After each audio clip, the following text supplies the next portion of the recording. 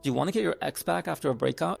Today, I'm going to tell you about the first mistake you're likely to make when things finally start to go your way.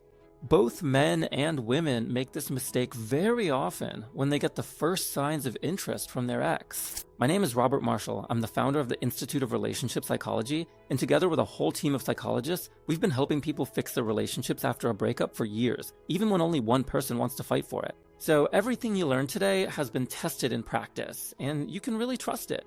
Let's start with the fact that at first, it might seem unlikely that your ex will eventually start showing you more interest on their own. So let me briefly explain in 4 steps how this usually happens. Step 1, you become a challenge. You show that you're no longer chasing after them. You give this person some space, you don't show any desperation, no feelings, and you let time slowly pass. Step 2, in the meantime, you start working on yourself. You gain the most important relationship skills, you change, and you eliminate the reasons that led to the breakup in the first place. You also show your change on the outside. The third step is to show this change outwardly, both to mutual friends and to your ex, if you have the opportunity. And the fourth step is to slowly renew that contact. That's what it looks like in a nutshell. These are the 4 steps we usually work on. And now, in this process, there comes a moment when your ex starts to feel that you're pulling away, that you're no longer within arm's reach.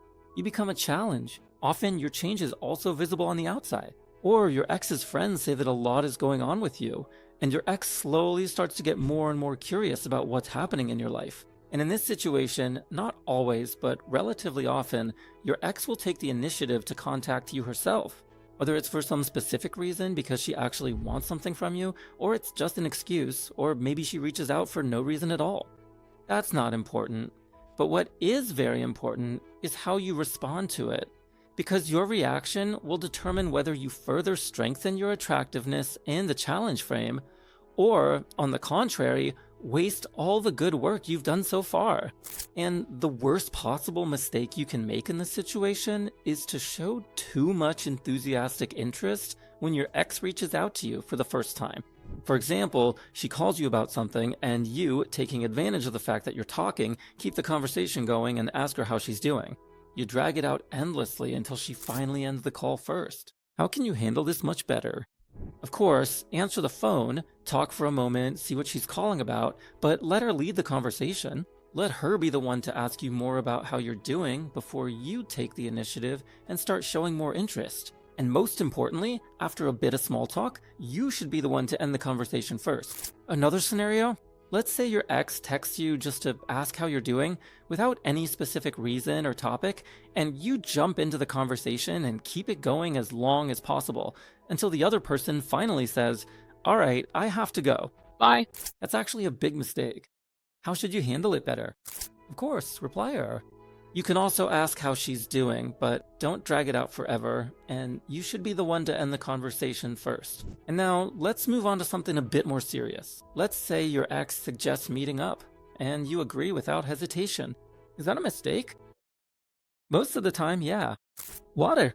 Because you're showing that you're always within reach. This is especially a mistake if you were the one who was really chasing after them and begging before. You broke the balance of commitment to your disadvantage. Some time has passed, and when your ex reaches out, you're very available right from the start. That's definitely a big mistake. Here, you really need to stay alert and maintain your challenging frame. How can you handle this better?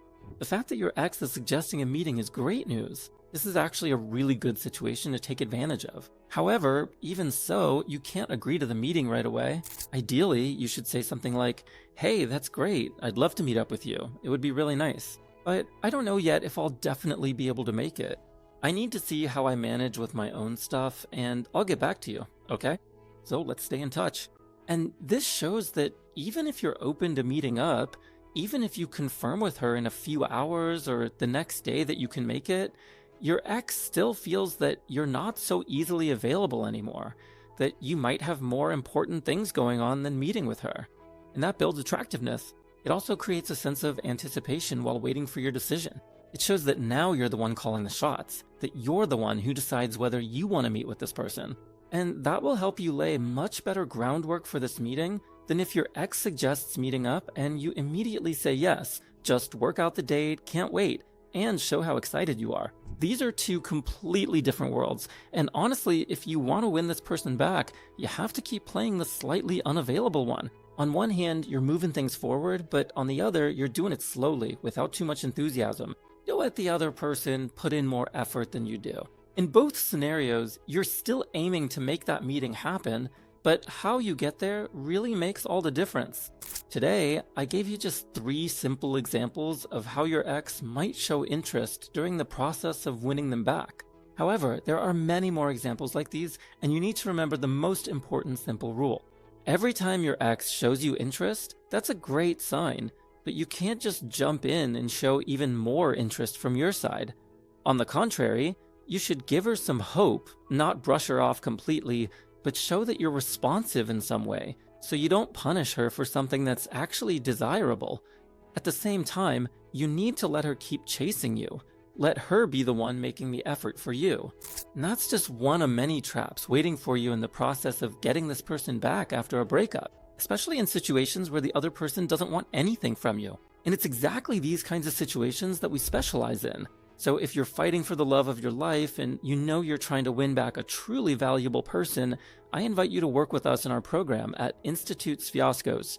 Plural, go there right now, read more, and book your first free qualifying call, where we'll check if we can even accept you into our program.